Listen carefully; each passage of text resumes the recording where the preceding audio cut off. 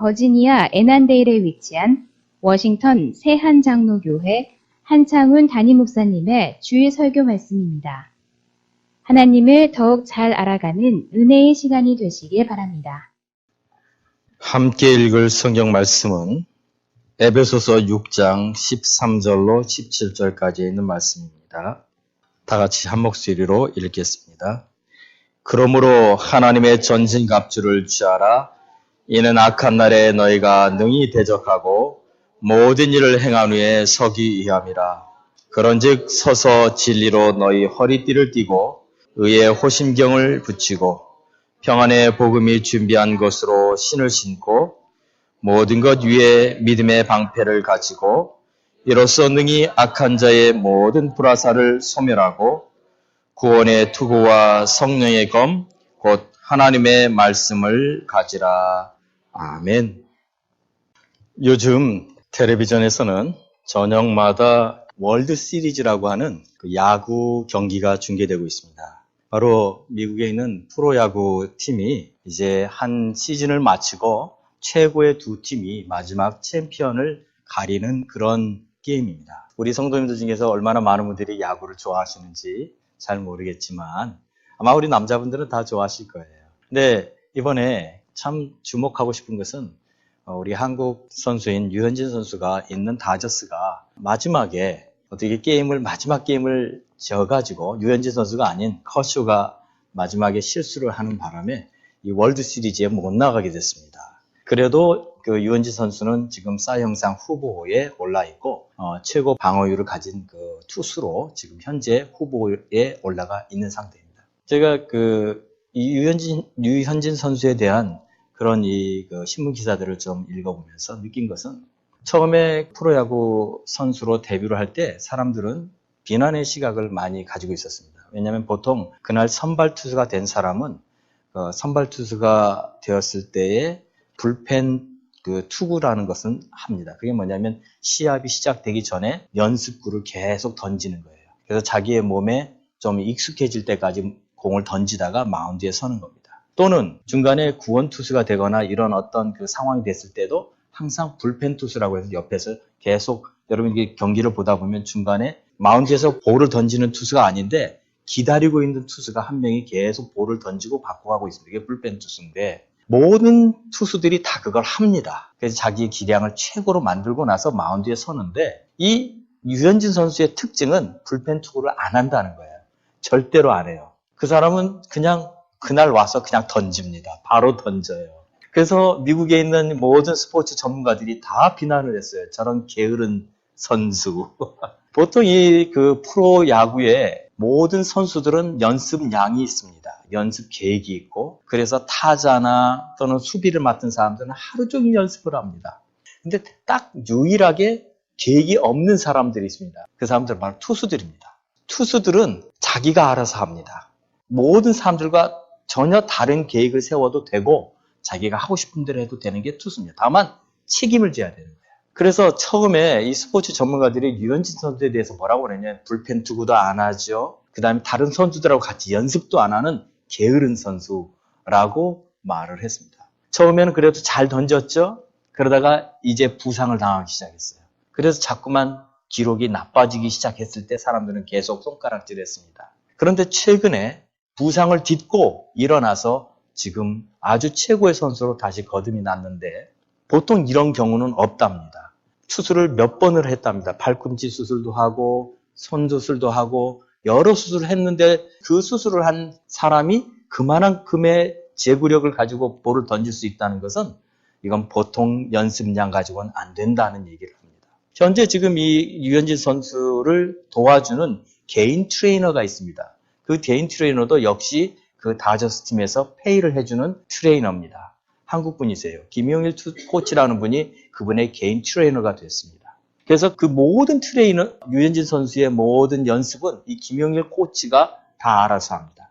그러니까 하루 종일 이 두 사람이 같이 연습하는 거예요. 모든 걸. 근데 최근에 최고의 성적을 올리고 있는 거예요. 그래서 이 김용일 코치의 값도 갑자기 올라가서 LG 트윈스의 코치였습니다. 그러다가 이렇게 류현진 선수와 코드가 맞아서 다저스로 오게 됐는데 무슨 얘기를 하냐면 그분이 하는 얘기가 류현진 선수가 타고난 투수로서의 아주 뛰어난 자질이 있답니다. 어떤 사람보다. 그런데 그것은 수술을 받기 이전까지는 그 자기의 타고난 제구력을 가지고 투구를 했답니다. 근데 수술을 2번 받고 난 뒤부터는 그거는 자기의 능력이 아니랍니다. 연습이랍니다. 온전히 연습. 자기가 가지고 있는 실력보다 더 많은 것을 주기 위해서는 그만큼 연습을 해야 된다는 거예요. 월요일 저녁마다 저희 교회 이 아래층에서는 아주 땀 흘리는 사람들이 있습니다. 바로 탁구 클럽입니다. 우리 이승수 지사님과 또 우리 탁구 클럽 회원들이 아주 땀 흘리면서 연습을 합니다. 근데 가끔 제가 내려가서 인사도 하고 얼굴들을 이렇게 보면 무슨 것을 이렇게 보게 되냐면 특별히 우리 코치로 계시는 이승수 집사님의 목소리가 굉장히 커요. 대부분 다 뭐냐면 자세를 바꾸라는 거예요. 자세를 바꾸라는 거. 옆에서 듣고 있다 보면 그렇게 치시면 안 되고 이렇게 치셔야 됩니다라고 말씀을 하시는 거예요. 왜요? 기본을 가르쳐 주시는 거예요. 기본, 이 포즈부터 가르쳐 주시는 거예요. 어떤 운동이든지 여러분 기본기가 가장 중요합니다. 그래서 지금 최근에 그 유현진 선수가 하는 그 하루 종일 누구보다 더 많은 시간을 연습한다고 합니다. 근데 그 그 연습이 볼을 던지는 연습만 하는 게 아니라 체력 훈련을 하는 거예요. 계속 자기 스스로의 기본기를 갖고 있기 위해서 기본을 다지고 있는 거예요. 뛰기도 하고 던지기도 하고 힘을 기르는 근력 운동도 하고. 여러분 이 모든 것이 다 어디서 출발하느냐? 기본에서 출발합니다. 우리 신앙생활도 마찬가지입니다. 우리 신앙생활의 기본이 어디에 있습니까? 오늘 제가 설교의 제목을 기본으로 돌아갑시다라고 말씀드렸는데 여러분 기본이 어디 있어요? 신앙생활의 기본이 어디 있어요? 어디서 출발해야 될까요? 바로 하나님의 말씀입니다. 지금 제가 계속 이 시리즈를 설교를 하고 있는 걸 여러분 아십니까? 하나님의 전신갑주에 대해서 계속 말씀을 드리고 있습니다. 하나님의 전신갑주. 자, 그 중에서 하나는 의의 흉배에 대해서 말씀드렸습니다. 또 하나는 믿음의 방패에 대해서 말씀드렸습니다. 오늘은 17절에 있는 성령의 검에 대해서 여러분과 함께 말씀을 나누려고 합니다. 17절 말씀 같이 한번 읽어봅니다. 구원의 투구와 성령의 검, 곧 하나님의 말씀을 가지라. 하나님의 말씀, 성령의 검, 이것이 우리에게 주신 전신갑주 중에 유일한 공격 무기입니다. 여러분, 그 로마 군인이 가지고 있는 그 전신갑주를 보십시오. 투구, 벨트, 흉배, 방패, 전부 다 자기를 보호하는 겁니다. 상대방의 공격으로부터 자기를 막는 거예요. 그런데 상대방을 이기려고 한다면 마거만 가지고는 이길 수가 없어요. 상대방을 공격해야 되는데 공격할 수 있는 무기는 딱 하나 주었어요. 검입니다. 칼입니다. 그런데 그것을 성경은 뭐라고 말합니까? 하나님의 말씀이라고 말합니다. 하나님의 말씀이 있을 때 우리에게 다가오는 모든 적들, 영적인 적들을 말하죠. 이겨낼 수가 있습니다. 예수님이 시험을 받으셨습니다. 마태복음 4장에 보면 예수님이 이제 공생애를 하시기 전에 40일 동안 금식하며 기도하십니다. 그런데 기도하실 때에 누가 찾아옵니까? 사탄이 찾아옵니다. 그래서 사단이 예수님께 와서 이렇게 시험합니다. 마태복음 4장 3절에 보면 만일 하나님의 아들이여든 명하여 이 돌들로 떡덩이가 되게 하라 말해요. 예수님께서 뭐라고 대답하십니까? 사람이 떡으로만 살 것이 아니요 하나님의 입으로부터 나오는 모든 말씀으로 살 것이라 라고 말씀하십니다. 이 말씀은 사실 어디에 있는 말씀입니까? 예수님이 처음 지어낸 말씀이 아니에요. 신명기 8장에 이 말씀이 나옵니다. 신명기 8장 3절에 보면 너를 낮추시며 너를 줄이게 하시며 또 너도 알지 못하며 내 조상들도 알지 못하던 만나를 내게 먹이신 것은 사람이 떡으로만 사는 것이 아니요 여호와의 입에서 나오는 모든 말씀으로 사는 줄을 내가 알게 하려 하심이라 라는 이 신명기의 말씀을 예수님이 인용한 거예요. 예수님의 많은 말씀은 신명기에 있는 말씀입니다. 신명기는 뭡니까? 모세의 설교예요. 모세의 설교 중에서 하나님의 말씀들을 예수님이 그 말씀을 가지고 사단의 공격을 이겨내셨던 겁니다. 말씀으로. 믿음의 사람들은 하나님의 입에서 나오는 이 말씀을 가지고 살아야만 합니다. 성경은 이것에 대해서 여러 군데서 말합니다. 그런데 만일 우리가 하나님의 말씀이 없으면 성령의 검, 이 영적인 무기, 말씀이 없으면 어떻게 될까요? 첫째는 방자하게 행동하게 됩니다. 잠언 29장 18절에 이렇게 기록합니다. 묵시가 없으면 백성이 방자히 행하거니와 율법을 지키는 자는 복이 있느니라. 하나의 말씀이 없으면 사람들이 자기의 소견대로 옳은 대로 행동합니다. 그 좋은 예가 어디에 있습니까? 사사기입니다. 사사기는 여러분 사사기에 있는 모든 이야기는 한 가지만 말해주고 있어요. 실패한 이스라엘을 말합니다. 사사기는요.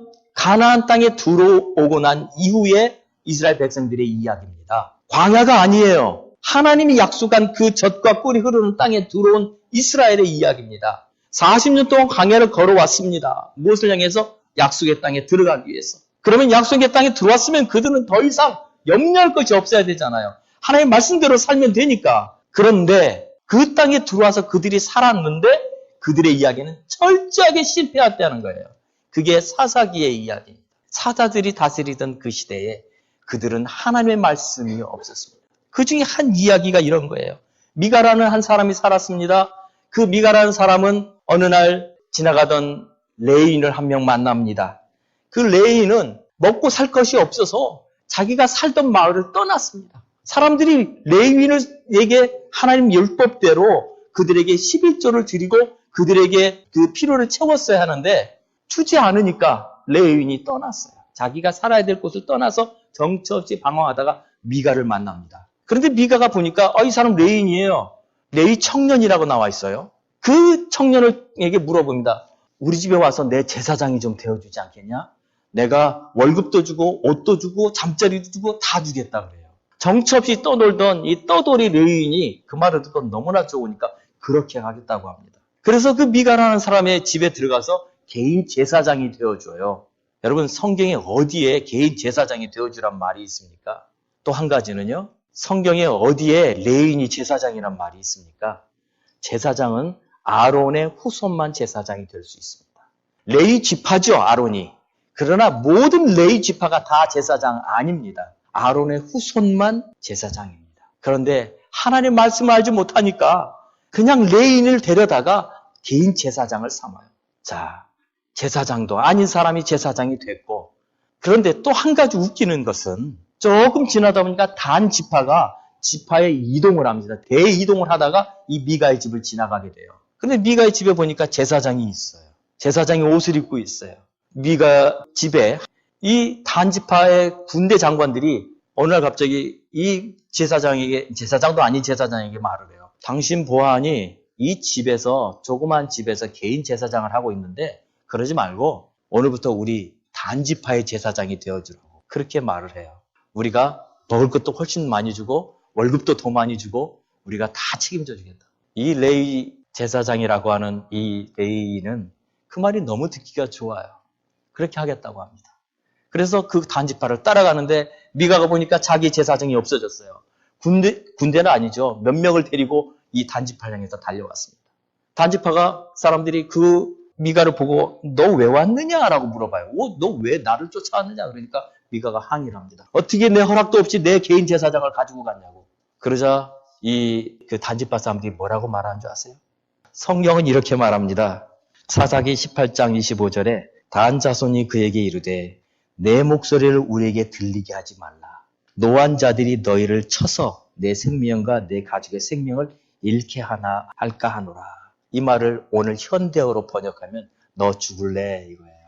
어디라고 까불어. 우린 군대야. 이게 단지파가 한 행동입니다. 힘으로 레인 하나 뺏어가 버렸어요. 대항하면 넌 끝장이야 이렇게 말하고 그냥 데리고 가버렸어요. 미가가 할 말도 없이 그냥 돌아갑니다.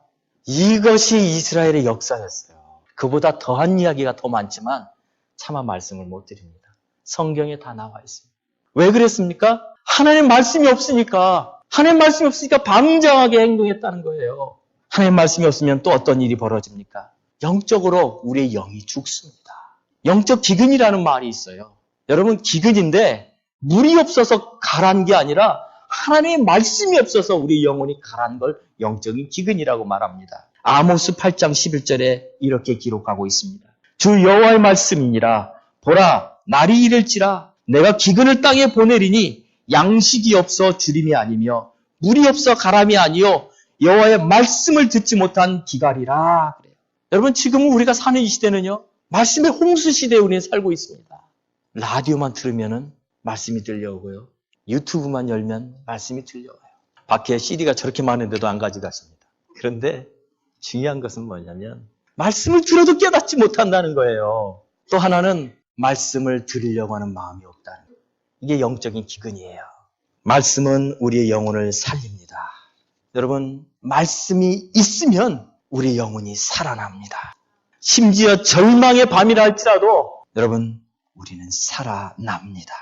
에스겔 선지자가 환상을 봅니다. 그 환상 속에서 그가 본 것은 마른 뼈들이었어요. 에스겔 37장에 보면 마른 뼈들이 가득한 걸 봅니다. 그런데 에스겔에게 하나님의 말씀이 들려옵니다. 30장 6절에 뭐라고 들려옵니까? 너희 위에 힘줄을 두고 살을 입히고 가죽으로 덮고 너희 속에 생기를 넣으리니 너희가 살아나리라. 이 하나님의 말씀이 들려와요. 그래서 환상이었습니다. 그런데 그 환상 속에서 말씀하는 건 뭐예요? 아무리 소망 없는 곳이라 할지라도 절망하는 곳이라 할지라도 하나님의 말씀이 들려오면 살아난다는 거예요. 하나님의 말씀에는 생명력이 있기 때문에 그렇습니다. 그것에 대해서 이스라엘 백성들이 깨닫기를 원하셔서 하나님 말씀한 거예요. 여러분 말씀이 얼마나 소중한지 아세요? 지난 6월에 이 동부 해안에 한국인 선원들이 탔던 배 하나가 전복이 됐습니다. 그 배는 자동차를 이동시키는 큰 배였습니다. 골든 레이호라는 거죠. 그런데 배는 뒤집혀졌고 그 배 탔던 선원들은 갇혀버렸습니다. 전기는 끊어졌고 배는 점점점 가라앉고 있습니다. 그 안에 4명의 한국 선원이 타고 있었습니다.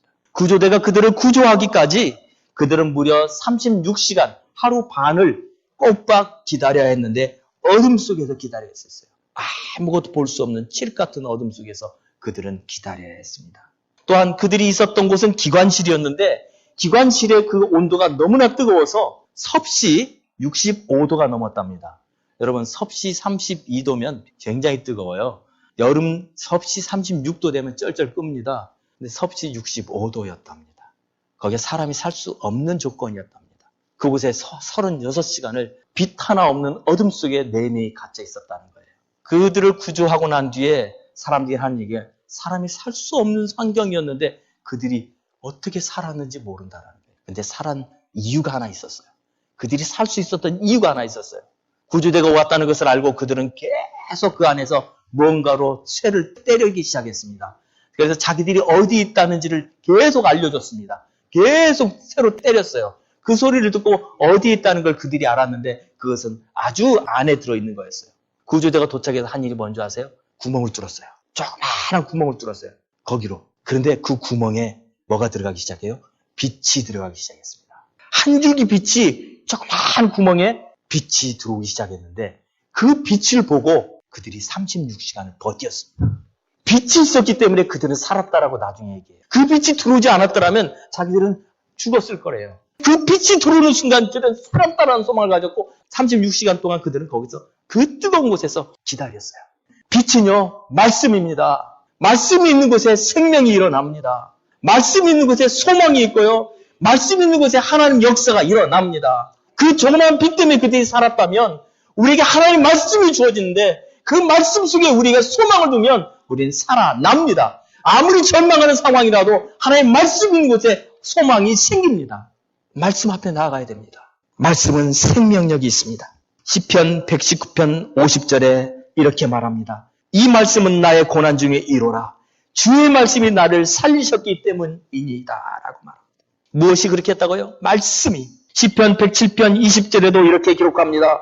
그가 그의 말씀을 보내어 그들을 고치시고 위험한 지경에서 건지시는다. 말씀이. 정말 이 말씀 가지고 여러분 붙들고 하나님께 기도했던 적 있으세요? 저는 이 시편 107편 20절 말씀 붙잡고 기도했어요. 가장 어렵고 힘든 그 순간에 내가 붙잡을 건 말씀밖에 없었습니다. 하나님 말씀 붙잡고 이 말씀 살아있습니다. 이 말씀대로 이루어지게 해서요. 기도하며 하나님 앞에 붙잡았을 때 그 말씀이 나를 건지셨습니다. 마태복음 8장 16절에도 보면 예수님께서 말씀하시기를 예수님의 이야기를 이렇게 기록합니다. 마태가 저물매 사람들이 귀신 들린 자를 많이 데리고 예수께 오고는 예수께서 말씀으로 귀신을 쫓아내시고 병든 자를 고치셨다는 말씀이 나옵니다.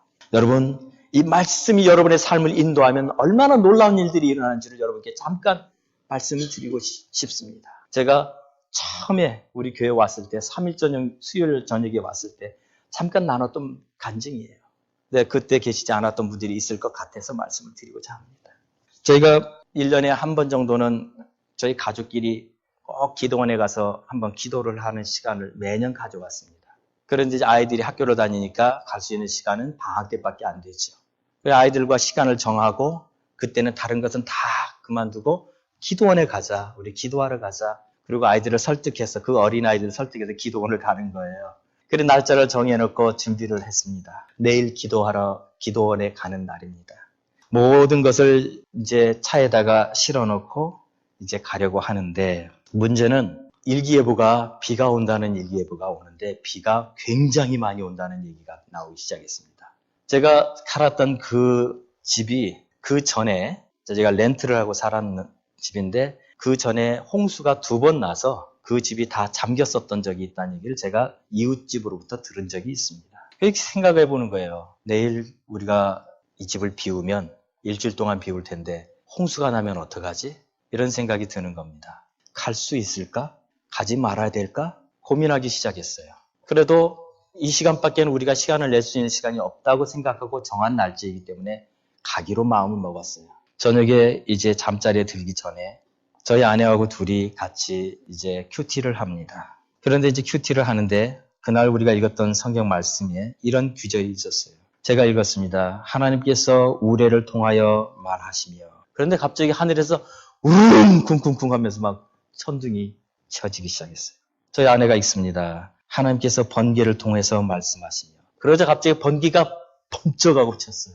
제가 또 읽습니다. 하나님께서 우레를 통해 말씀하시며 또다시 부르릉 쾅쾅 하는 거예요. 그 다음 구절 우리 아내가 또 있습니다. 하나님께서 번개를 통하여 말씀하시며 또다시 번개가 번쩍하는데 제가 머리 끝까지 서더라고요. 말하면 그대로 이루어지는 거예요. 말하면 그대로 이루어지는 거예요. 어떻게 하나님께서 이렇게 말씀하시나? 어떻게 하나님께서 이렇게 반응하시나?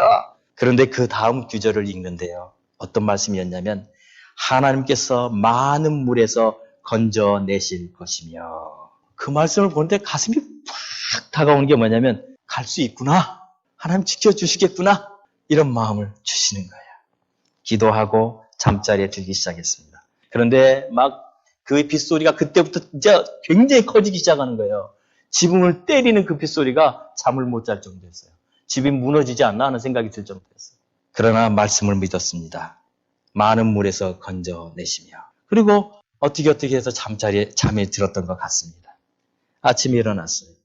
그런데 햇빛이 쫙 비치는데 어젯밤에 그렇게 비가 왔다는 느낌이 안 들 정도로 환하게 비치는 거예요.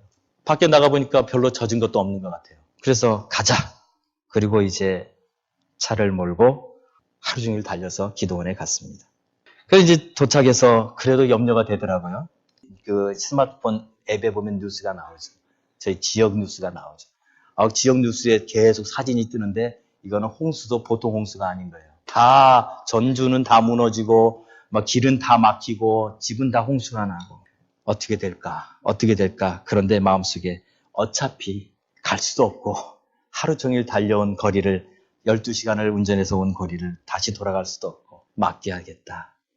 그리고는 하나님께 맡기고 일주일 동안 기도하고 돌아왔어요. 집에 문을 딱 열고 들어가는데 아무 이상이 없는 거예요. 비가 언제 왔는지.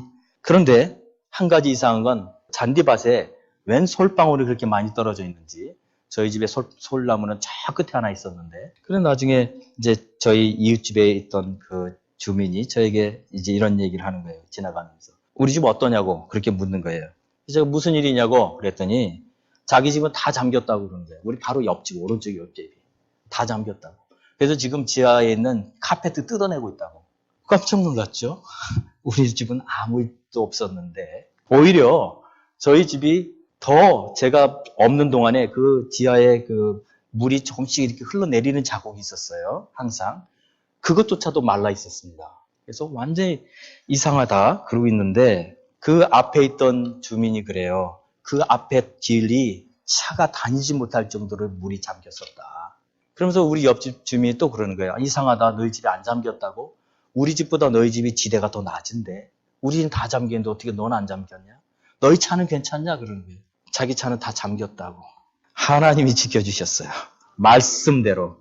많은 물에서 내가 너를 건져주겠다는 그 말씀대로 하나님이 지켜주셨어요. 저는 이 말씀을 경험하고 나서 이거는 하나님이시라고 저는 말씀드리고 싶습니다. 그 솔방울이 온 바닥에 돌아다니는 것은 거기에 물이 창인해 있었다는 얘기예요. 그래서 저 끝에 있던 솔방울이 그냥 전체를 다 돌아다녔던 것이죠.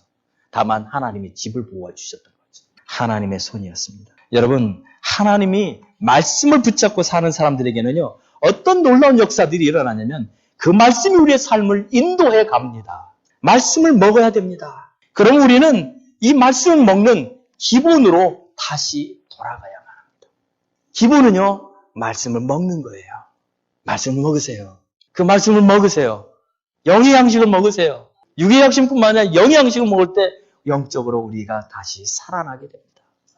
중국의 어떤 형제가 하늘의 사람이라고 하는 제목의 책을 낸 형제가 있습니다.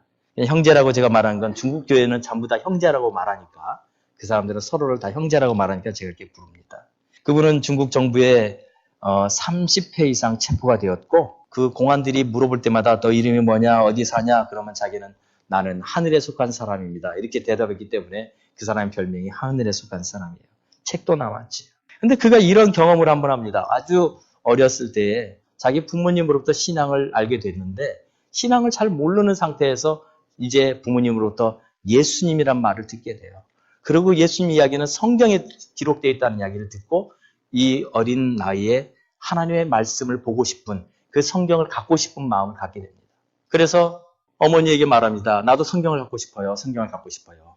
그러자 어머님이 무슨 얘기하냐면 저기 내가 아는 멀리 사는 곳에 아는 목사님이 옛날에 목사님이었던 분이 그분이 지금 감옥에 가셨다. 근데 그분이 쓰던 성경이 어딘가에 있을 거니까 가서 좀 달라고 하자. 그래서 그분 집에 갑니다. 그래서 거기 있는 사람들한테 물어봐요. 혹시 성경을 내가 가질 수 있습니까? 근데 그분이 뭐라고 하냐면 기도해라. 그래요. 기도해라. 그래서 오랫동안 기도를 했는데 성경을 아무도 안 줘요.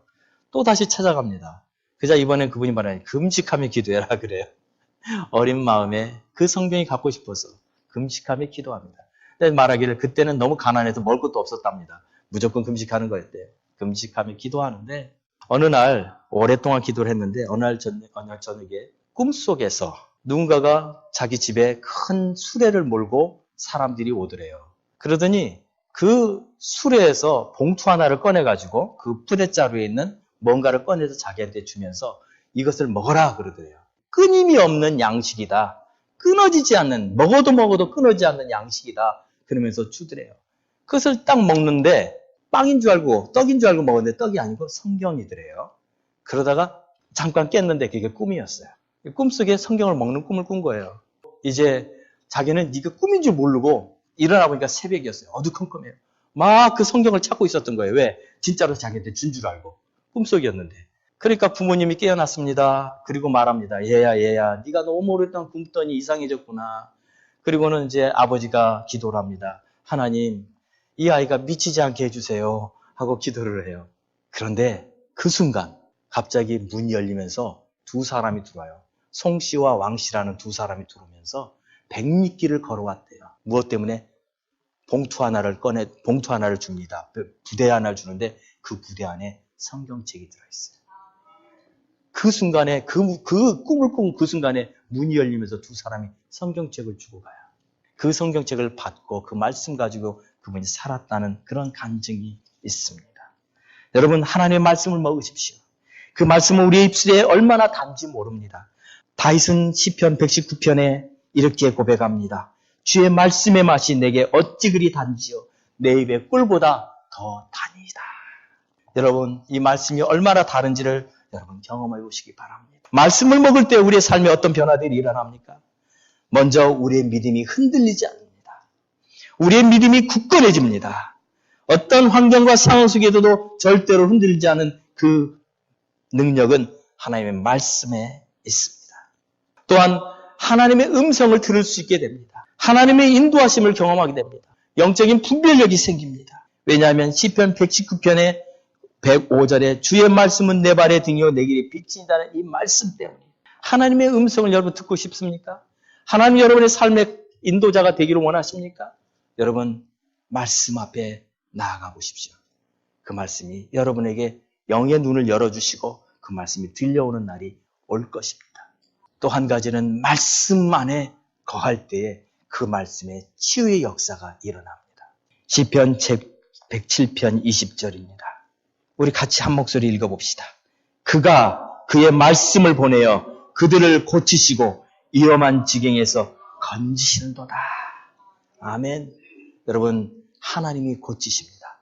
말씀으로 고치십니다. 말씀으로 고치십니다. 이 하나님의 놀라운 예를 경험하게 되기를 바랍니다. 그러므로 이제 우리는 이 말씀을 사랑하는 삶, 그 말씀 앞에 돌아가는 기본, 그 기본으로 돌아가는 삶을 살게 되기 원합니다. 이것은 단지 하나님의 말씀을 지식적으로 안다는 걸 말하는 것이 아닙니다.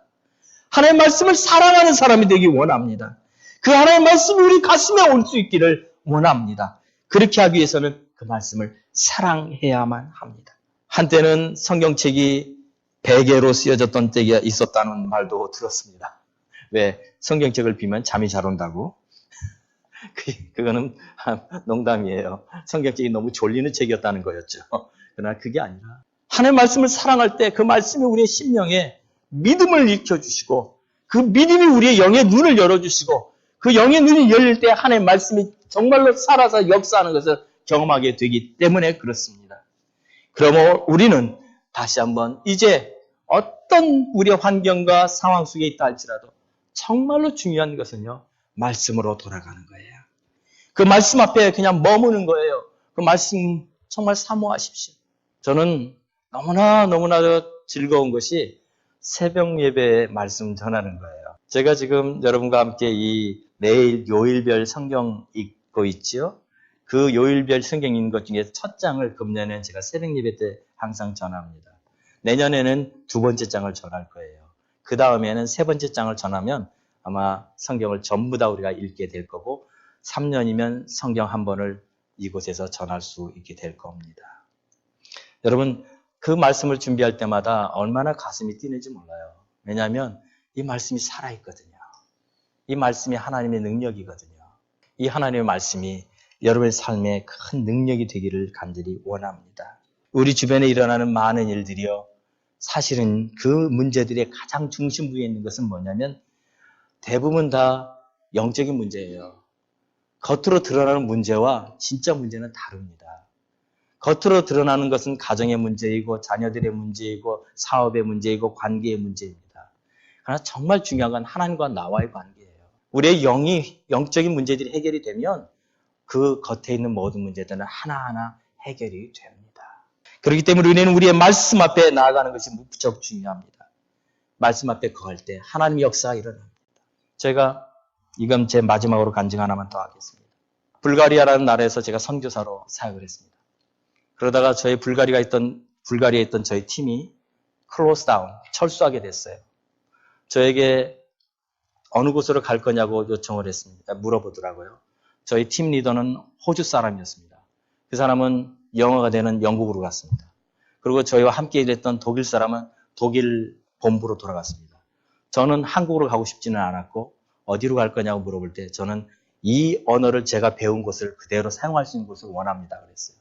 그래서 불가리아에서 어디로 갔냐면 우크라이나로 갔습니다. 언어가 비슷해요. 그래서 우크라이나에 가서 러시아를 배우면서 사역을 하게 됐는데 제가 갔을 때 저희 팀에 딱 2명밖에 없었어요.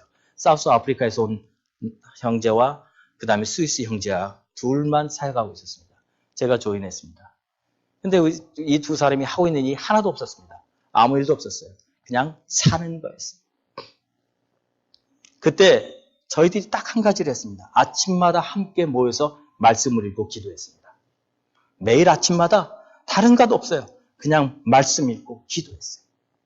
근데 어떤 놀라운 일이 벌어지기 시작했냐면 그렇게 말씀만 읽고 기도만 하던 저희들에게 갑자기 사역의 문이 열리기 시작하는 거예요. 이쪽 교회에서 와서 도와달라. 저쪽 교회에서 와서 도와달라. 저 교회를 개척하려니 개척을 같이 해달라. 갑자기 하나님의 문을 열어주시는데 사역들이 막 일어나기 시작했어요. 다른 것도 우리가 한 것이 없었어요. 아침마다 말씀 읽고 기도만 했어요. 그런데 하나님의 역사들이 일어나기 시작하는 걸 저는 경험했습니다.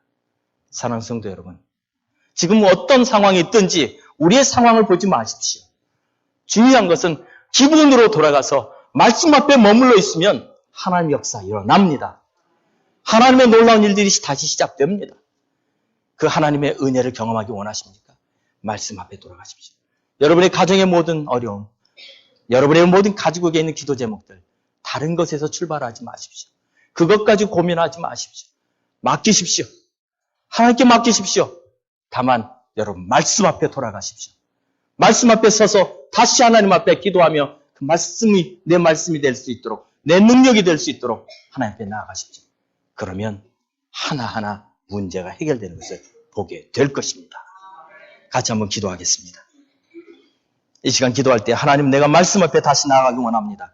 그 말씀이 내 삶의 능력이 되게 해주십시오. 그 말씀으로 내가 다시 일어서는 역사 일어나게 달라고 합심으로 기도합시다. 살아계신 아버지 하나님, 이 시간 주님 앞에 기도합니다. 우리의 능력이 아닌 하나님의 말씀의 능력으로 하나 우리가 다시 서는 역사가 일어나게 하여 주시옵소서. 그가 그의 말씀을 보내어 그들을 고치시고 위험한 지경에서 건지신다고 주님 말씀하셨사오니 이 말씀이 오늘 우리의 삶의 능력이 되어서 하나님 우리를 유경에서 고치시는 주님의 놀라운 은혜가 되게 도와 주시옵소서. 하나님 말씀이 오늘 우리의 삶을 인도하는 우리의 발의 등이요 우리의 빛이 되게 도와 주시옵소서. 그 말씀을 먹는 자들이 되게 하시고 그 말씀이 살아서 역사하는 것을 경험하는 자들이 되게 하시고 하나님의 놀라운 역사들을 경험하는 저희 모든 성도들 될 수 있도록 역사하여 주시옵소서. 이 말씀은 고난 중에 위로라. 주의 말씀이 나를 살리셨기 때문이다라고 고백했던 시편 기자의 고백처럼 하나님 우리의 삶에 하나님의 놀라운 위로와 치유가 이 말씀 속에서 일어나게 하여 주시옵소서. 그것을 하나님 우리 모두가 바라보며 오늘 또 믿음으로 걸어가게 하여 주시옵소서. 살아계신 하나님 감사합니다. 이제 다시 하나님 말씀 앞에 돌아가기 원합니다. 그 말씀 앞에 우리의 삶을 다시 한번 올려놓고 주님 말씀이 우리의 능력이 되는 하나님의 말씀이 우리의 삶의 등불이 되고 빛이 되는 그 놀라운 역사를 보게 하여 주시옵소서. 예수님의 이름으로 기도하옵나이다. 아멘. 이 말씀을 들으시고 하나님을 더욱 잘 알기 원하시는 분은 가까운 교회를 방문하시거나 6901 콜럼비아 파이크에 소재한 워싱턴 세안장로교회를 방문해 주시기 바랍니다. 또는 전화 703-333-3123 이메일 church@wshpc.org로 연락 주시기 바랍니다.